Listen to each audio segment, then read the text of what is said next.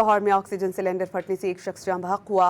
रावलपिंडी में मुबैना गैस धमाके के नतीजे में 3 अफराद जख्मी हुए। लाहौर के नैन सुख चौक पर फैक्ट्री में ऑक्सीजन सिलेंडर फटा। सिलेंडर फटने से 28 साल शख्स जाँ बहक हुआ। इत्तला मिलने पर रेस्क्यू एहलकार मौके पर पहुंचे और लाश को अस्पताल मुंतकिल किया। उधर रावलपिंडी के अमीन टाउन में मुबैना गैस धमाके के नतीजे में 3 अफराद जख्मी हो गए।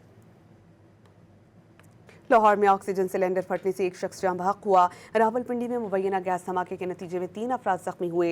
लाहौर के नैन सुख चौक पर फैक्ट्री में ऑक्सीजन सिलेंडर फटा। सिलेंडर फटने से 28 साल शख्स जाँ बहक हुआ। इत्तला मिलने पर रेस्क्यू एहलकार मौके पर पहुंचे और लाश को अस्पताल मुंतकिल किया। उधर रावलपिंडी के अमीन टाउन में मुबैना गैस धमाके के नतीजे में 3 अफराद जख्मी हो गए। लाहौर में ऑक्सीजन सिलेंडर फटने से एक शख्स जाँ बहक हुआ।